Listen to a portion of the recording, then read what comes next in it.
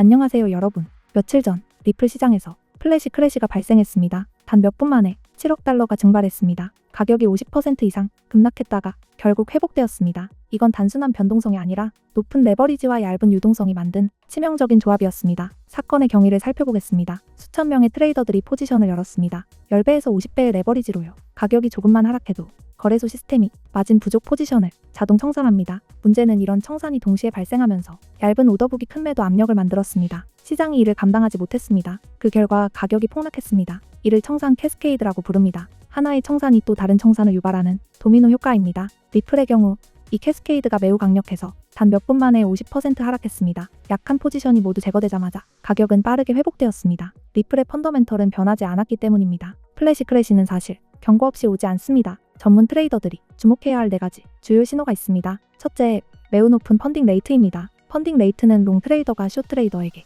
지불하는 비용인데요. 펀딩 레이트가 0.1%를 넘으면 경고 신호입니다. 0.3%를 넘으면 극도로 위험한 상태입니다. 너무 많은 트레이더가 높은 레버리지로 롱 포지션을 잡고 있다는 뜻입니다. 둘째, 급격히 증가한 미결제 약정입니다. 이는 아직 청산되지 않은 선물 포지션의 총 가치를 의미합니다. 미결제 약정 대 현물 거래량 비율이 3대 1을 넘으면 매우 큰 위험 신호입니다. 셋째, 거래소 간 스프레드 확대입니다. 이는 유동성 분산과 건강하지 못한 시장 기피를 의미합니다. 넷째, 불균형한 거래량입니다. 매수 거래량은 높은데 가격이 정체되어 있거나 그 반대의 경우라면 유동성이 고갈되고 있다는 신호입니다. 대부분의 트레이더들은 가격 차트만 보고 실제로 시장 구조를 무시합니다. 플래시 크래시 위험을 결정하는 구조인데요. 하지만 이 4가지 지표는 매우 중요한 조기 경보 시스템이 될 수 있습니다. 그렇다면 이런 상황에 어떻게 대응해야 할까요? 몇 가지 핵심 전략을 살펴보겠습니다. 첫째, 엄격한 리스크 관리입니다. 거래당 전체 포트폴리오의 1에서 2% 이상 위험에 노출되지 마세요. 높은 레버리지를 사용할수록 포지션 규모는 작아야 합니다. 이건 수익을 제한하기 위한 게 아니라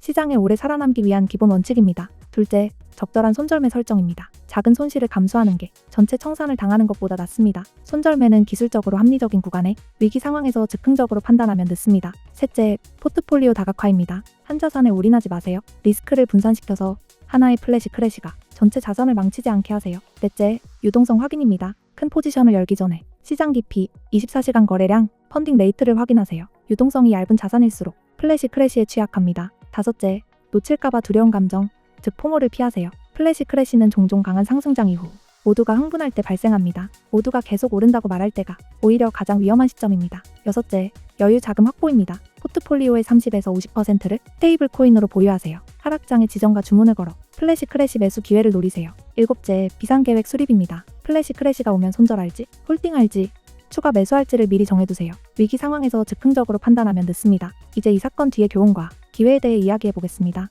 플래시 크래시는 젊은 암호화폐 시장의 정상적인 부분입니다. 전문 트레이더와 아마추어의 차이는 반응 방식입니다. 아마추어는 패닉에 빠져 손절하지만 전문가는 이를 교훈이자 매수 기회로 봅니다. 리플은 이미 빠르게 회복하며 강세를 보이고 있습니다. 흥미로운 건 이런 변동성 속에서도 리플의 펀더멘털은 오히려 더 강해지고 있다는 점입니다. SEC와의 소송은 2025년 8월에 종결되어 대형 기관들이 기다리던 규제 명확성을 제공했습니다. 거의 5년간의 법적 싸움 끝에 가장 큰 장애물이 제거된 것입니다. 이건 게임 체인저입니다. 블룸버그의 ETF 선임 애널리스트 에릭 발추나스는 리플 ETF 승인 가능성이 매우 높다고 밝혔습니다. SEC는 이미 암호화폐 ETF에 대한 새로운 일반 상장 기준을 발표했습니다. 이로 인해 승인 절차가 훨씬 간소화되었습니다. 현재 6개의 리플 현물 ETF 신청이 접수되어 있고 승인 마감일은 2025년 10월 18일부터 24일 사이입니다. 이번 주가 리플 ETF에 있어 가장 중요한 시기입니다. 비트코인 ETF 출시 당시 기관 자금이 어떻게 몰렸는지 기억하시죠? 리플 ETF도 같은 흐름을 열 것이지만 이번에는 유틸리티와 국경 간 결제라는 새로운 내러티브를 가집니다.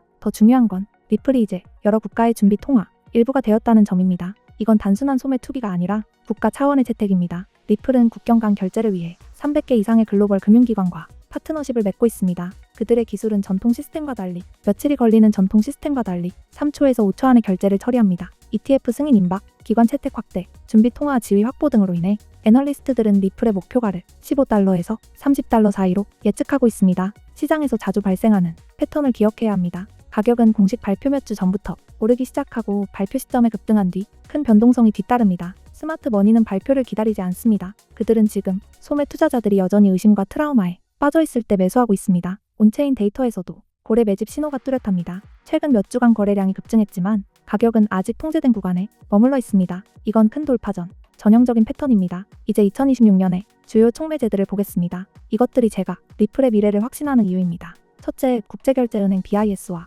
리플의 CBDC 기술 협력입니다. BIS는 전 세계 중앙은행의 중앙은행으로 불립니다. 그 기관이 리플을 기술 파트너로 선택했다는 건 어떤 블록체인 프로토콜도 받기 어려운 최고 수준의 신뢰입니다. 둘째, 글로벌 대형 은행들과의 파트너십 확장입니다. JP모건, 뱅크 오브 아메리카, 산탄데르, PNC, 스탠다드 차타드 등 이미 리플 기술을 사용하거나 테스트하고 있습니다. 2025년에는 BNI 멜론이 주요 스탁 기관으로 합류했습니다. 이건 더 이상 실험이 아니라 실제 채택입니다. 셋째, 리플 CBDC 플랫폼의 실제 운영 사례입니다. 부탄, 팔라우, 몬테네그로, 조지아가 이미 리플 기반 파일럿 프로젝트를 진행하고 있습니다. 브래드 갈링하우스 대표는 10개 정부와 CBDC 파트너십을 발표했습니다. 완전히 운영되면 리플 네트워크를 통한 거래량은 기하급수적으로 증가할 것입니다. 넷째, 유럽연합 마이카 규제 준수, 스테이블코인 RLUSD입니다. 스위스 아미나 은행과 통합되어 리플은 빠른 결제를 원하는 기관용 달러 연동 솔루션을 완성했습니다. 다섯째, 리플 기반 실물 자산 토큰화입니다. 금, 국채, 기타 자산이 리플 레저에서 토큰화될 수 있으며 그 시장 규모는 향후 수조 달러로 전망됩니다.